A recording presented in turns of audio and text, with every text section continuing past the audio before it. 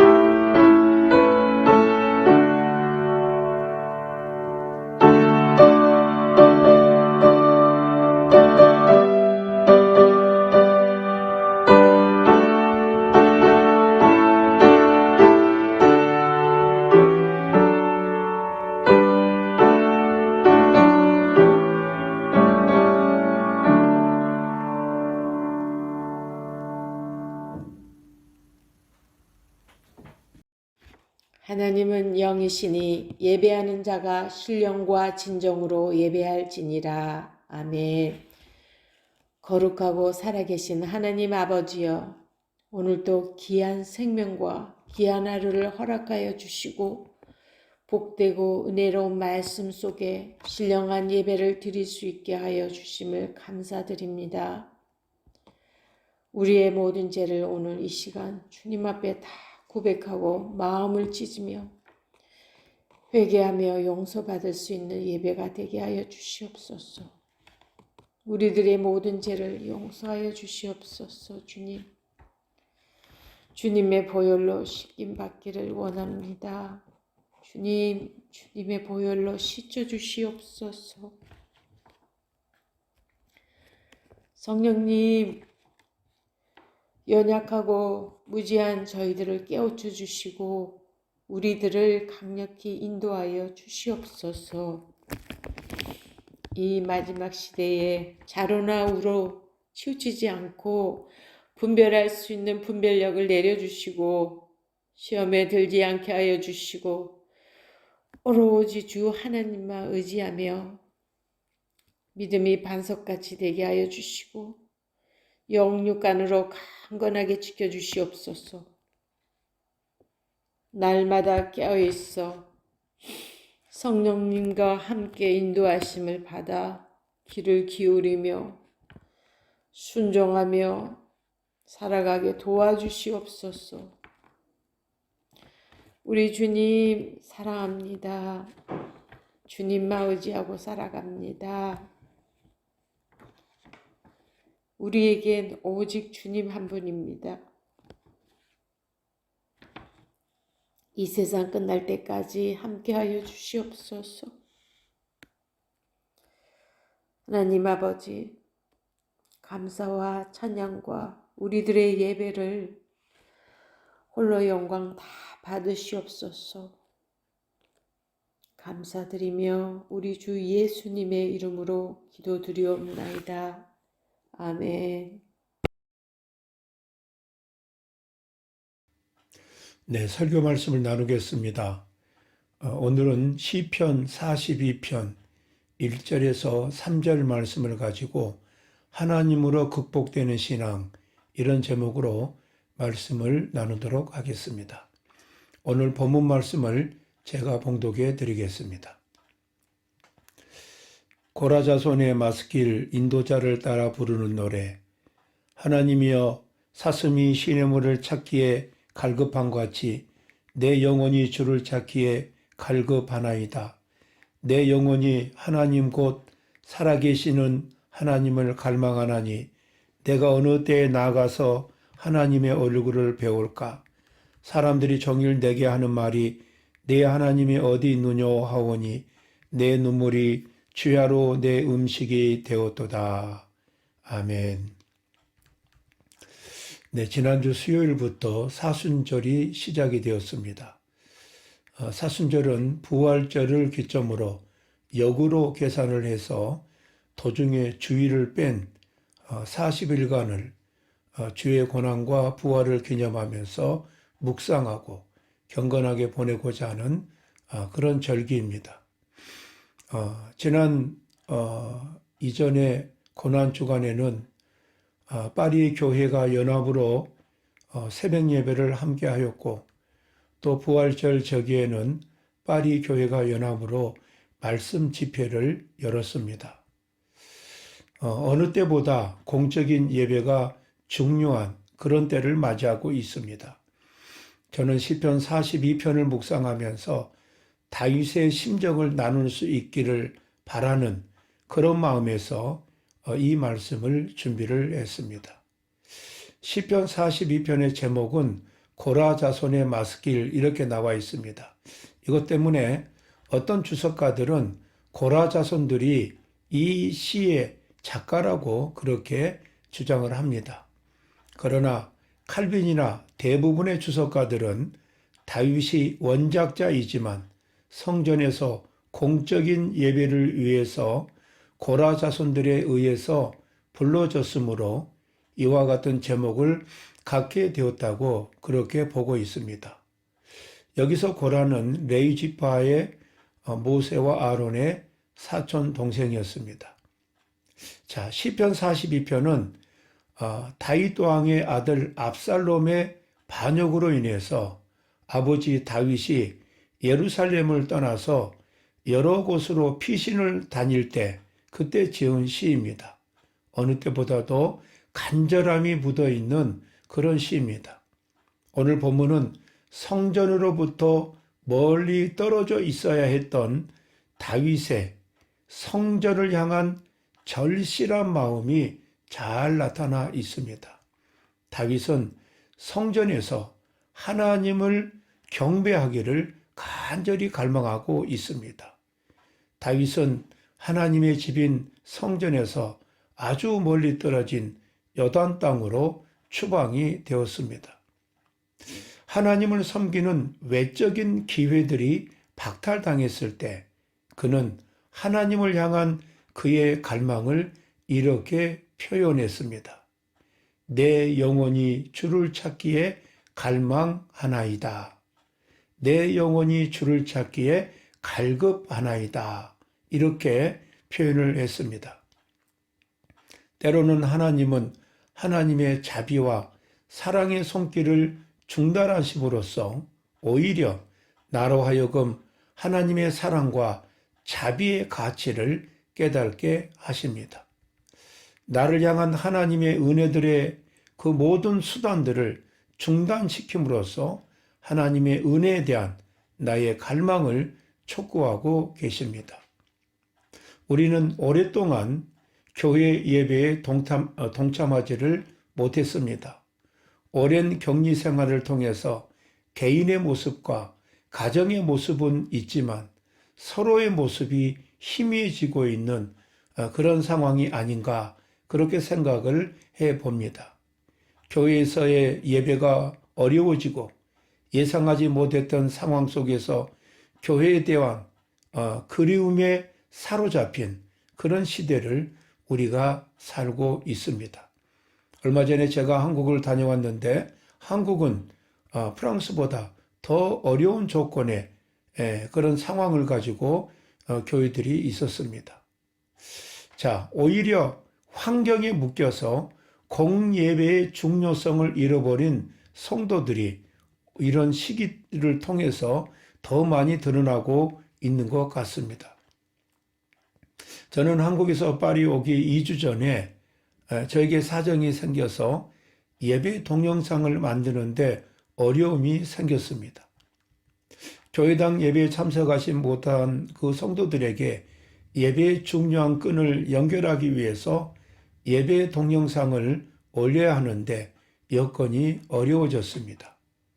간신히 새벽 시간에 설교 동영상을 만들고 몇 사람에게 이것을 연결을 해 주었습니다.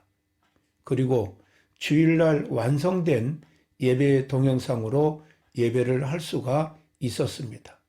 저는 특별히 그 동영상 예배를 위해서 수고해 주신 분들이 평생 잊을 수 없는 저의 기도 제목이 되었습니다. 페이스북을 통해서 파리 교회당 예배의 사진을 보면서 예배를 위한 귀한 손길에 너무나도 감사했습니다. 예배를 위해서 섬기는 성도님들을 보면서 내 가슴이 뭉클했습니다. 다윗은 왕이 된 후로는 이제 자식 압살롬의 반란에 쫓겨서 쫓겨다니는 그런 신세가 됩니다. 특별히 다윗은 성전과 멀어지는 그 고난을 통해서 하나님의 임재하시는 성전을 그리워하며 하나님을 부릅니다. 저는 본문에서 먼저 인간의 비극성을 발견하게 됩니다. 3절에 사람들이 종일 나더러 하는 말이 내 하나님이 어디 있느뇨 하니 내 눈물이 주야로 내 음식이 되었도다. 이렇게 고백합니다. 저는 이 말씀에서 인간의 삶의 비극을 발견합니다. 그것은 그 삶이 슬픔에 젖어 있다는 것입니다. 그리고 그 슬픔의 원인이 하나님과의 단절에 있다는 사실입니다. 인간의 비극은 죄로 인한 것이며 에덴에서 추방됨으로써 비롯되었습니다. 하나님으로부터 버림을 받고 사람 간의 비방을 하게 되었습니다. 다윗은 예루살렘 성에서 추방되었습니다. 그리고 하나님으로부터 버림받은 자라는 그런 비방을 듣게 됩니다. 이 두 가지 비극적인 요소는 모든 인간들에게 적용된다는 것을 알아야 합니다. 사람들이 종일 나더러 하는 말이 네 하나님이 어디 있느냐 이렇게 조롱을 했습니다. 원수들의 비방은 계속되었습니다.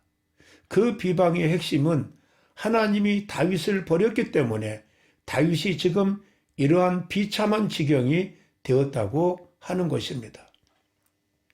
다윗은 타인들로부터 하나님이 버린 자라는 그런 공적을 받습니다. 이것은 다윗에게는 참기 힘든 그런 슬픔이었고 고통이었을 것입니다. 사람들은 그가 쫓겨난 것은 하나님으로부터 버림받은 증거라고 말하고 있었습니다. 예수님께서 십자가 위에서 하나님 하나님 어찌하여 나를 버리시나이까 이렇게 부르짖을 때 십자가 밑에 있던 자들은 가만히 두어라 엘리야가 와서 저를 구원하나 보자 이런 구경꾼으로서 비아냥거리면서 예수님의 죽음을 십자가를 지켜보고 있었습니다. 인간이 타인의 슬픔이나 고통을 이해한다고 하는 것은 어려운 일입니다. 아니 어쩌면 불가능한 일입니다. 독일의 음악가 멘델스존은 시편 42편을 칸타타로 25분 분량으로 만들었습니다. 이 곡에는 이 시편 42편을 더 깊이 이해하려고 하는 멘델스존의 모습을 느낄 수가 있었습니다. 특별히 이 곡은 그가 신혼여행 때 작곡을 했다고 합니다. 신혼여행 때 이 말씀을 깊이 묵상했던 것 같습니다. 그가 받은 은혜가 바로 곡으로 만들어진 것입니다. 제가 찾아보니까 멘델스존은 이 시편 42편뿐만 아니라 여러 시편을 칸타타로 만들었습니다. 다윗은 사랑하는 자식이 아버지를 죽이려는 쫓기는 신세에서 슬퍼하고 낙심이 되지만 그러면서도 계속해서 하나님을 갈망했습니다. 다윗은 하나님을 찾기에 갈급해하며 하나님을 갈망합니다. 종교적 의식을 갈구하는 것이 아니고 그 의식의 대상인 하나님을 갈망하고 있는 것입니다.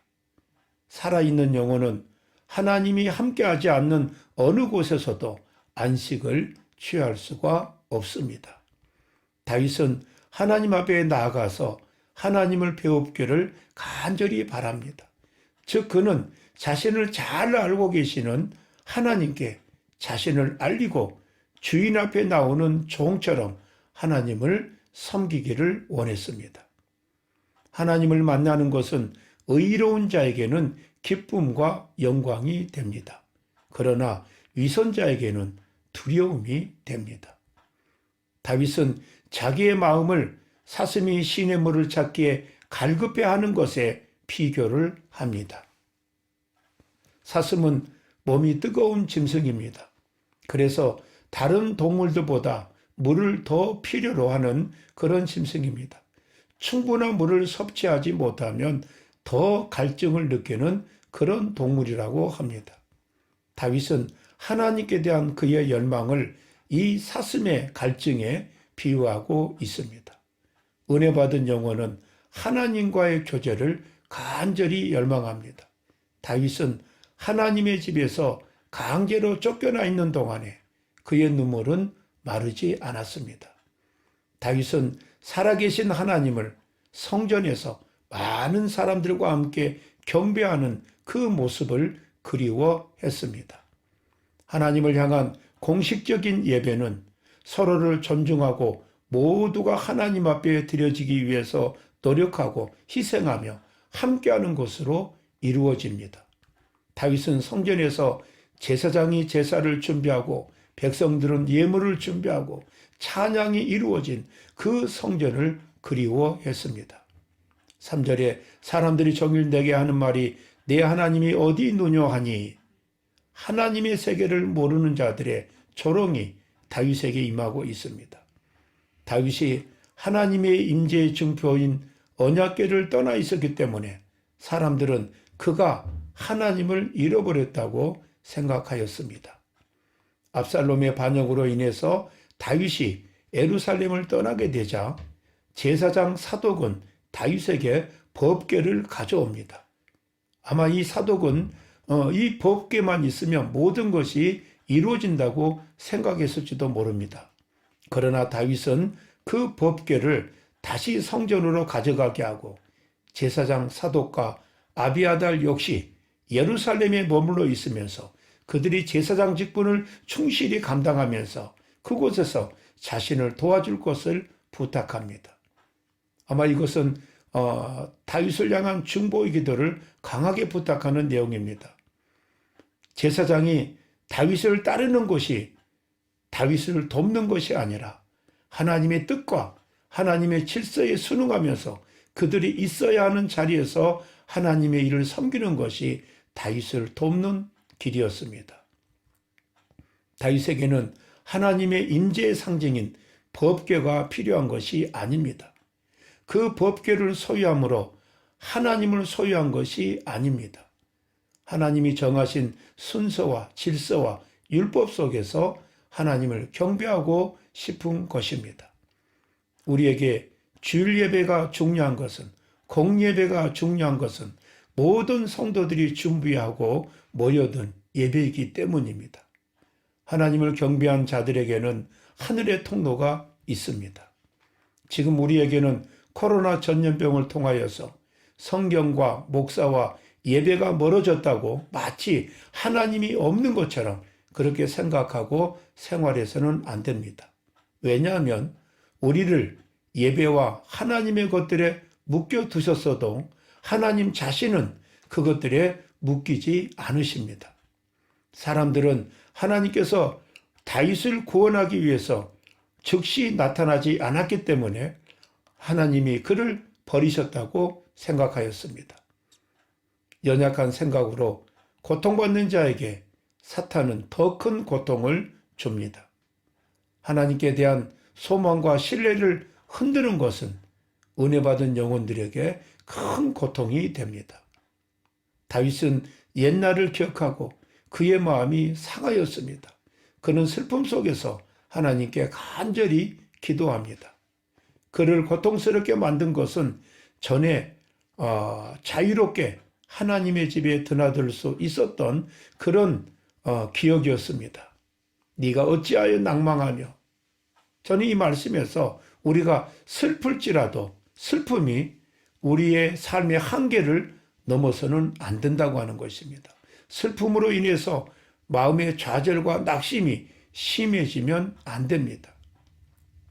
시편 기자는 슬픔을 덜기 위해서 자신의 마음과 대화를 나눕니다.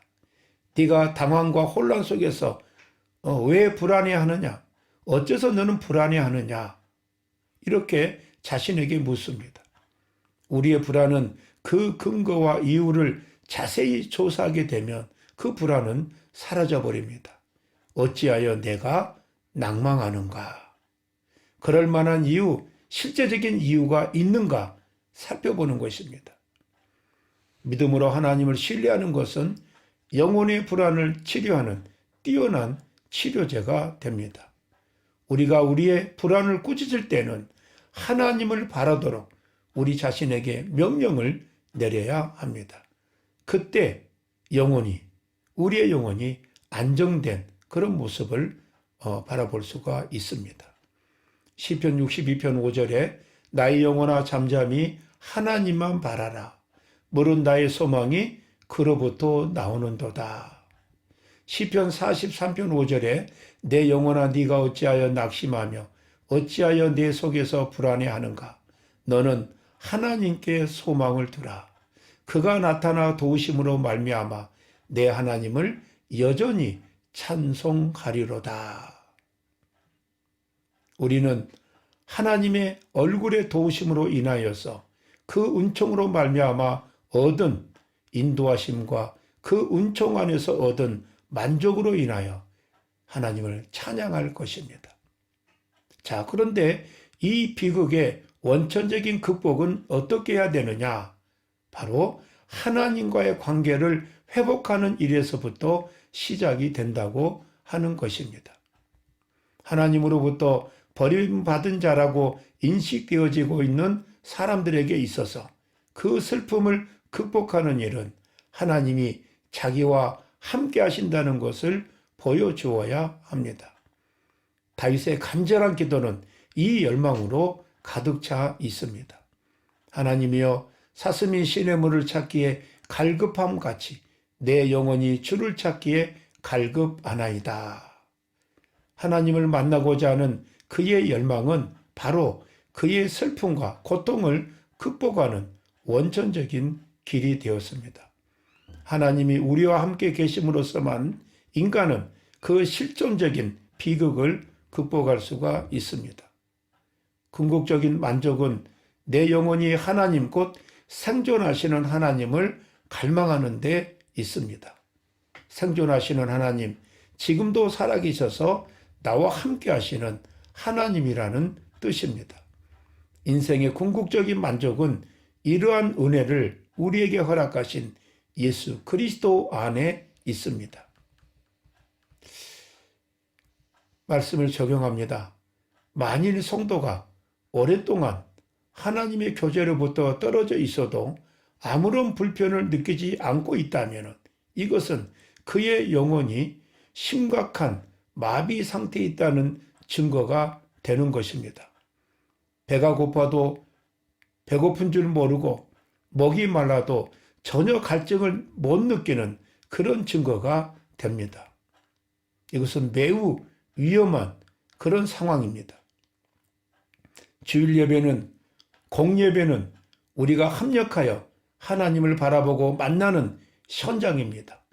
낙오되지 말고 정말 준비된 예배자로 주일 예배와 공적인 예배의 예배자로 충만한 축복을 만나는 저와 여러분들이 되어야 될 줄로 믿습니다. 사랑하는 성도 여러분, 우리는 어려운 시기 속에서 예배가 나와 멀어지고 내가 하나님 앞에 약속하고 작정한 것들이 희미해져가는 그런 시대를 살고 있습니다. 제가 한국에 가서 바라본 한국교회는 더 심각한 그런 제재 속에서 교회가 당황을 하고 있었습니다. 많은 사람들이 교회를 떠나고 예배를 떠나고 중보기도를 떠나고 이런 상황이 이루어지면서 오히려 더 분명하게 하나님 앞에 나오고 하나님 앞에 훈련받는 성숙한 그리스도인들이 또 한 곳에서 만들어지고 있는 것을 볼 수가 있었습니다. 사랑하는 성도 여러분, 이 고통과 어려움 속에서 저와 여러분들이 연단되어지고 준비되어지고 온전히 하나님 앞에 오히려 그 이전보다 더 열심히, 더 분명하게, 더 최선을 다해서 하나님 앞에 충성하고 우리가 나아갈 수 있다면 이 어려움을 통해서 보다 더 성숙한 그리스도인으로서 하나님의 종들로 만드시고 바로 그런 거듭나고 훈련되고 성숙된 구별된 성도들을 통해서 하나님은 이후 세대를 맡기시고 하나님의 영광을 받으시는 줄로 믿습니다. 사랑하는 성도 여러분, 어둡고 혼란한 세대라고 우리의 입술로 말하고 좌절하는 것이 아니라 어떤 환경과 우리 앞에 주어진 현실이라 할지라도 하나님께 소망을 두고 하나님의 말씀을 통해서 치유받고 또 이 세상을 하나님이 치유하실 터인데 바로 저와 여러분들을 통해서 하나님이 이루시려고 하는 일들 하나도 남김이 없이 저와 여러분들이 순종함으로 더 하나님 앞에 매달리고 예배자로서 우리가 기쁨으로 동참하고 준비된 자로 동참함으로 인해서 하나님 앞에 기쁨으로 나아가고 하나님이 기뻐하는 귀한 종들이 되시기를 바랍니다. 기도하겠습니다. 하나님 아버지, 오늘 또 교회당 예배와 온라인 예배를 통해서 하나님 앞에 나올 수 있도록 인도해 주셔서 감사함을 드립니다. 예배를 무너뜨리기 위해서 악한 세력들이 슬픔과 고난 중에 있는 성도들을 괴롭히고 준비된 영혼들을 유혹하고 있습니다. 하나님 아버지, 주님이 동행하시고 인도하시는 예배에 준비된 예배자로 하늘의 은혜와 축복을 만나게 하옵소서. 예배 가운데 주님의 영광이 임하고 선포되는데 그 은혜로 살게 하시고 그 하나님의 영광의 놀라운 축복으로 살게 하옵소서. 그리고 세상에 그 말씀을, 그 하나님의 영광을 선포하는 우리의 삶을 허락하여 주시옵소서. 전 세계가 겪는 전염병으로 하나님의 사람들을 오히려 훈련하시며 구별하시어서 불러내시고 또 하나님이 인정받는 그런 성도들로 구별된 하나님의 종들, 구별된 하나님의 일들 위해서 쓰실 터인데 우리 모두가 그 하나님의 도구가 되기에 부족함이 없는 삶을 살게 하옵소서. 예수님의 이름으로 기도드리옵나이다. 아멘. 네, 봉헌 찬송을 하겠습니다. 찬송가 50장 1절을 우리 다 같이 찬양하겠습니다.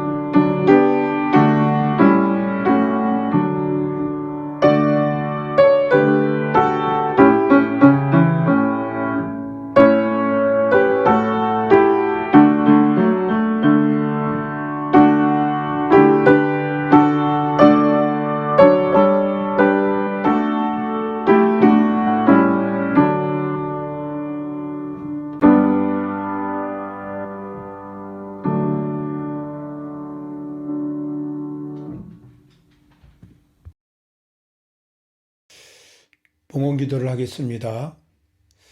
하나님 아버지, 고난도 유익이라는 하나님의 말씀이 새롭습니다.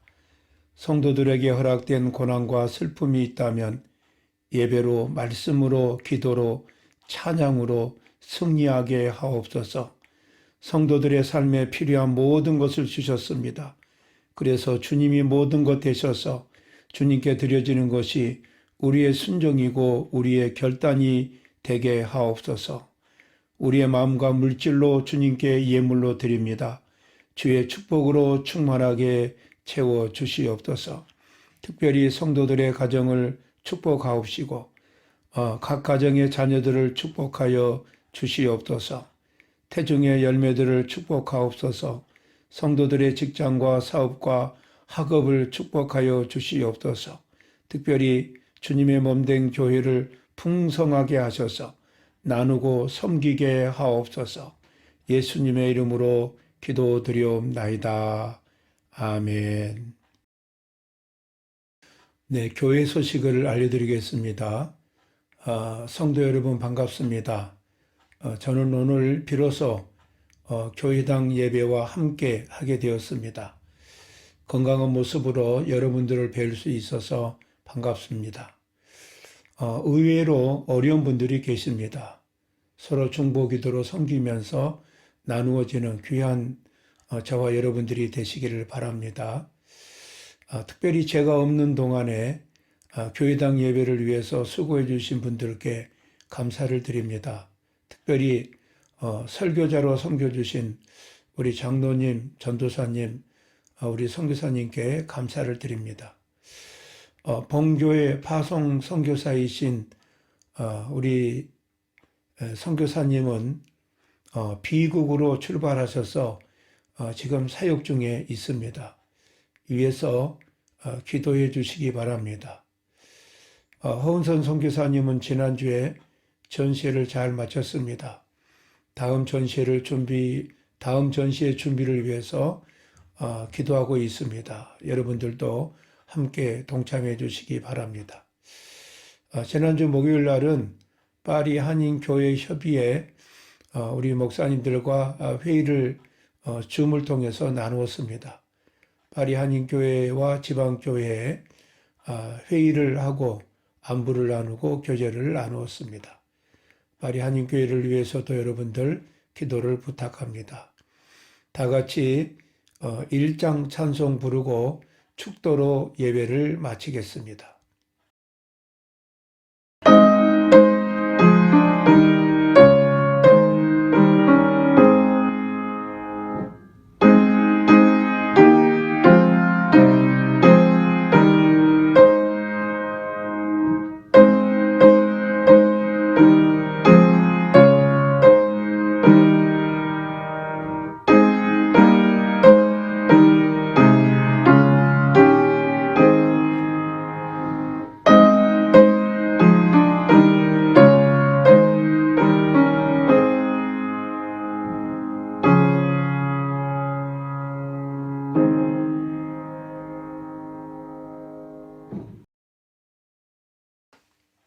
이제는 우리 주 예수 그리스도의 은혜와 아버지 하나님의 크신 사랑과 성령님의 위로 교통하심이 주님을 경배하고 찬양하는 모든 성도들 위에, 어린아이들 머리 위에, 태중의 생명 위에, 북한 동포들 머리 위에 이제로부터 영원토록 함께 있을지어다. 아멘.